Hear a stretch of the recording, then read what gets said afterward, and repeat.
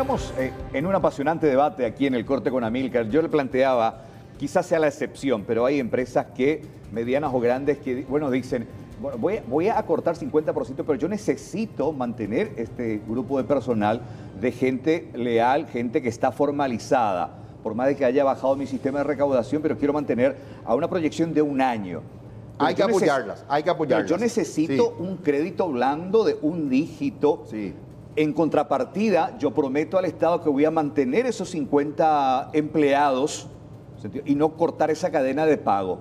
Pero no existe porque la banca privada no le es apetitoso ese proyecto. Pero ahí tiene que entrar el Estado a través de la banca pública. Pero hasta ahora no hay un proyecto de esa naturaleza. Mira, hay que apoyarlas. Yo te diría, yo soy escéptico con respecto a que los empresarios, la mayoría de las empresas, hay que recordar que el Paraguay, 10% de las empresas, digamos, son grandes y el 90% son pymes, ¿verdad? Son empresas pequeñas, medianas, de 10 empleados, 15 empleados, 20. Bueno, dentro de ese universo de empresas, si hay un grupo de empresas que sí realmente demuestra dos cosas. Por un lado, que sus ventas, sus ingresos han sido afectados, y por otro lado demuestra que quiere mantener su plantilla. Yo sin duda le daría un crédito a esa empresa, pero vinculado a ciertos compromisos. Por un lado, de que regularmente informe de que está manteniendo esa plantilla de trabajadores que dijo que iba a mantener y digamos, contra eso se le dio el crédito.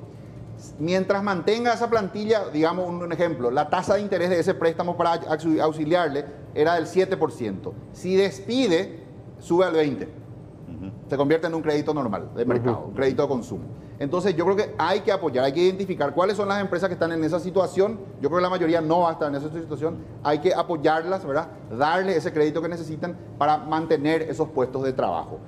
A las demás empresas, refinanciarle su deuda, a toda la economía en realidad, ¿verdad? A construir ese puente a las personas que eventualmente sean de clase media y que estén, digamos, con ingresos disminuidos o incluso despedida, también hay que darle crédito. Voy a poner un ejemplo. Si tu deuda en tu línea de crédito en tarjeta era de 25 millones, yo te digo, tu línea es 100 millones a partir de ahora. Te vas al Banco Fomento, retiras la tarjeta, entonces también le doy crédito a un sector de la clase media que quizá no necesita un subsidio porque tiene un trabajo que cuando esto pase va a recuperar, pero que para poder, mientras tanto, necesita un crédito también, y una ese es línea el puente, de crédito. de cruzar de un punto claro, de si te doy una tarjeta, no sé, puede ser 150 millones, o podemos construir un indicador objetivo que te diga, bueno, te doy, por ejemplo, 3 meses de salario que me puedas demostrar anterior a la crisis.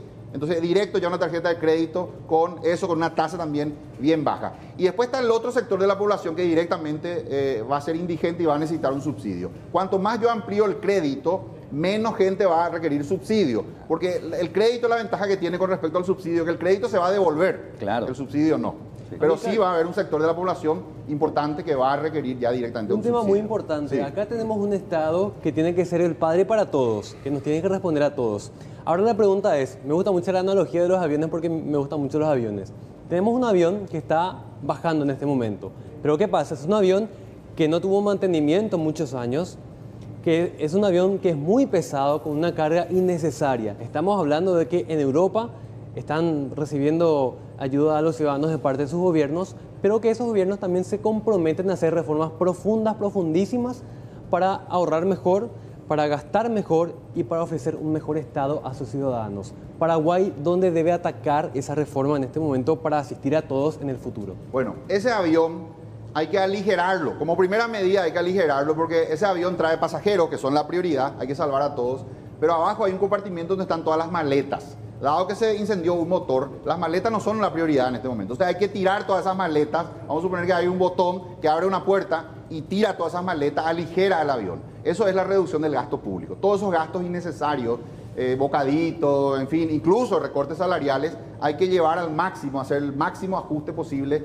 el lado fiscal para que el Estado quede, digamos, alivianado en sus finanzas y pueda dedicar esos recursos que en este momento son escasos al otro aspecto que en este momento necesitamos atender, que son la salud y, más grande incluso que el problema de salud, la emergencia social que se genera a partir de esta emergencia sanitaria. La emergencia social, digo, el ayudar a la gente para que esa gente que va a caer otra vez lastimosamente en una situación de vulnerabilidad, yo calculo que vamos a regresar a 2003, inicio del gobierno de Nicanor Duarte Frutos, 47% de la población paraguaya era pobre, era vulnerable. Yo creo que lastimosamente todo ese avance que tuvimos en estos 15, 18 años, donde mucha gente salió de la pobreza e ingresó a la clase media, mucha gente por la pérdida de su ingreso, de su actividad, cuenta propista, etcétera, va a caer de nuevo en una situación de vulnerabilidad, va a requerir por un tiempo por lo menos una ayuda estatal. Tenemos que construir esa ayuda, ¿verdad? Te decía en el ejemplo del avión, aligerar la carga, dejar ya el avión livianito, ¿verdad? Y después tomar primero las medidas correctas, las ortodoxas, ¿verdad? Endeudarnos en el exterior, etcétera, no tocar reservas, pero si llegado el momento, por esa competencia que va en el mundo por recursos, se necesitan, digamos, relajar ciertos cerrojos que tenía la economía paraguaya para echar mano de otros recursos que están ahí, habrá que hacerlo, y para que finalmente ese avión aterrice, que toda la población se salve, ¿verdad? Y después veremos cuánto fue la cuenta y eso lo pagaremos, como ya describí en el... Así como están las cosas, Amílcar, y con esta situación que no es buena, por lo que se avisora, ¿en cuánto tiempo más tenemos que ya entrar a analizar medidas extremas y dejar de lado la ortodoxia? Mira, yo creo que ya hay que mentalizarse, ¿verdad? Yo no digo que se use ya inmediatamente esos recursos, pero hay que estar ya mentalmente preparados para, digamos, utilizar todos los recursos que estén en nuestro alcance, incluso aquellas medidas heterodoxas, porque si hace falta, ¿verdad? La prioridad es salvar vidas.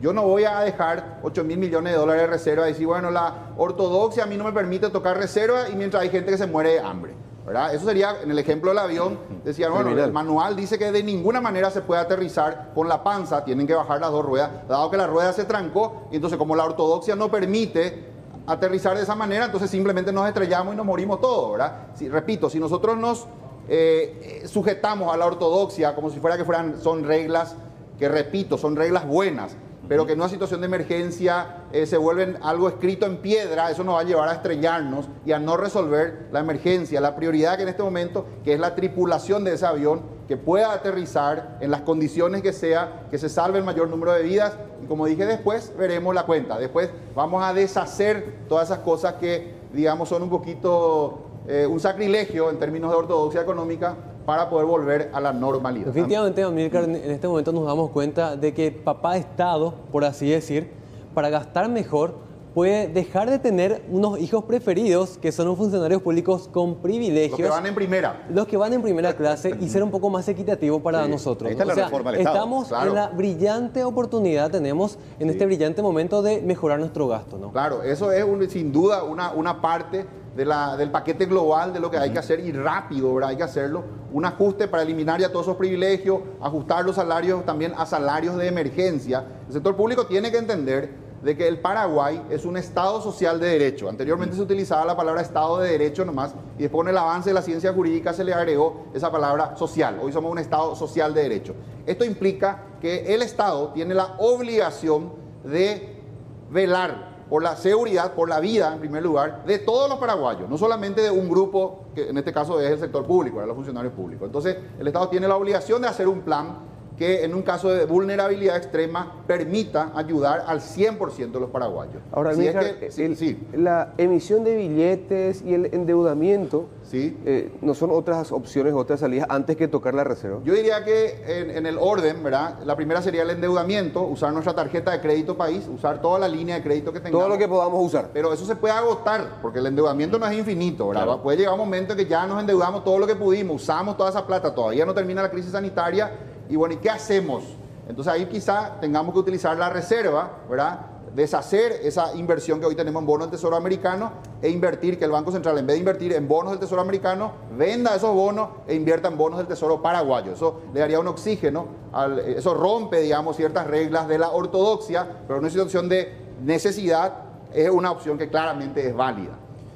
Y luego una tercera, si eventualmente incluso esa se agota y no, digamos, otra opción que yo, en mi opinión, también un sacrilegio de la ortodoxia, para la ortodoxia, pero que creo que también hay que ponerlo sobre la mesa, eventualmente una emisión inorgánica, lo voy a decir con todas las letras. En este sentido, fueron errores que cometieron ciertamente Argentina, Venezuela, pero acá lo que te mata es la dosis, ¿verdad? No es lo mismo emitir, no sé, 100% de la base monetaria que decir, bueno, vamos a aumentar 20% de la base monetaria, quizá va a generar algo de inflación, pero va a salvar la situación, nos va a dar 3, 4 meses de gente que pueda seguir comiendo.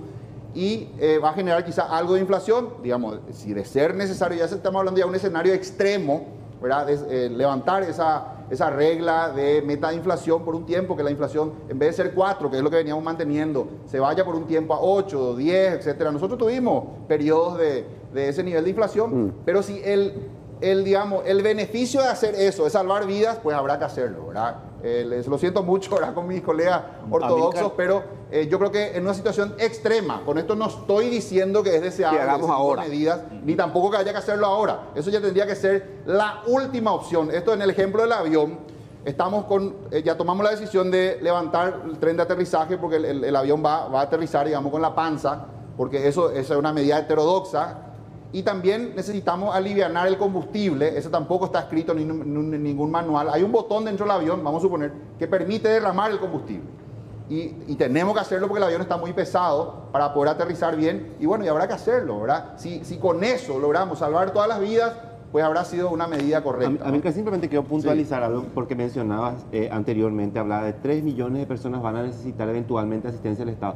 ¿Esto significa 3 millones de desempleados? Sí, 3 millones de paraguayos, la mitad de la población paraguaya. Yo estimo que si esto sigue, va a caer en una situación de necesidad, de indigencia, de necesidad ya básica, insatisfecha de comer, y el Estado tiene que estar preparado con un fondo importante para, digamos, brindarle ese seguro de desempleo que no tenemos, construirlo en corto tiempo, para ir brindando esa asistencia hasta que esto pase, y bueno, después entonces reconstruiremos la economía, pero en el mientras tanto hay que poner toda la carne al asador, todos los recursos que están sobre la mesa para poder atender la necesidad, digamos, lo que tiene que ser el objetivo supremo de cualquier país, que es preservar vidas de sus habitantes. Para cerrar y agradecer tu tiempo, Amílcar, quiero hacer esa analogía de toda la carne al asador. Es necesario hacerlo ahora, pero estamos ahí pantallando todavía el carbón, fuego. que es malo, no prende. Hay que hacer ciertas medidas, yo creo que hay que transmitir seguridad, claro. Hay que tener ideas claras de qué es lo que hay que hacer, hay que conducir. En este momento la economía necesita mucho liderazgo, porque la propia economía no logra organizarse por No hay liderazgo, Amílcar. Fíjate que, por ejemplo, en los mercados formales, por ejemplo, en la bolsa de Nueva York, hay una medida que se toma de que se interrumpe la cotización de una acción. Cuando la caída, el comportamiento, digamos, del valor de esa acción empieza a mostrar valores que ya son, digamos, irracionales, porque, digamos, el propio mercado no puede organizar, no puede construir un precio correcto, entonces una medida que toma la bolsa es interrumpe la cotización, para el juego.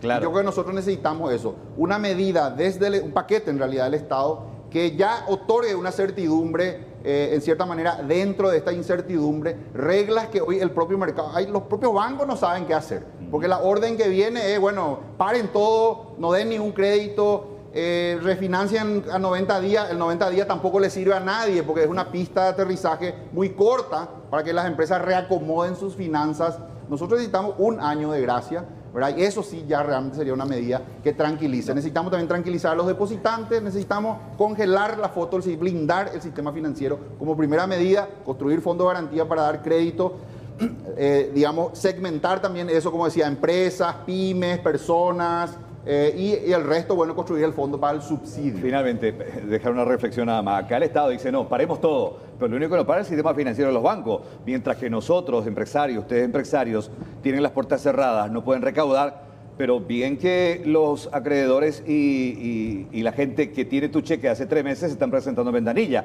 Entonces, mira, el sistema financiero se va a reordenar de todas maneras. Lo puede hacer de dos formas. Con reglas de emergencia que venga y ponga el Estado, que diga, señores, esto se ordena de esta manera.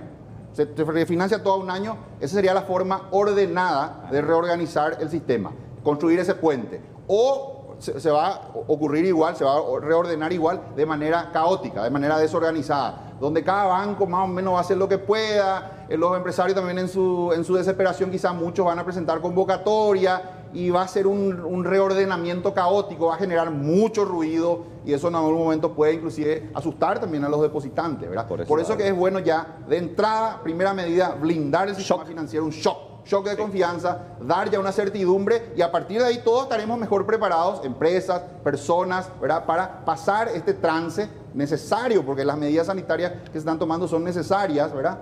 Y bueno, después, dentro de un año, veremos cuánto es la cuenta, y entre todos pagaremos con esas opciones que también ya expuse. Amílcar, un placer. Gracias por tu tiempo, didáctico, interesante, pero hay mucho que charlar todavía sobre esta situación que te decía al arranque, lo único certero aquí es la incertidumbre y eso afecta también no solamente a la salud porque la gente está preocupada, sino también a nuestro sistema financiero que hay que blindar, cuidar y proteger y que haya ese oxígeno del Estado, no solamente del Ejecutivo, sino del Estado, de todos los poderes del Estado. Amílcar, buenas noches, gracias. Buenas noches, saludos a la audiencia. Gracias.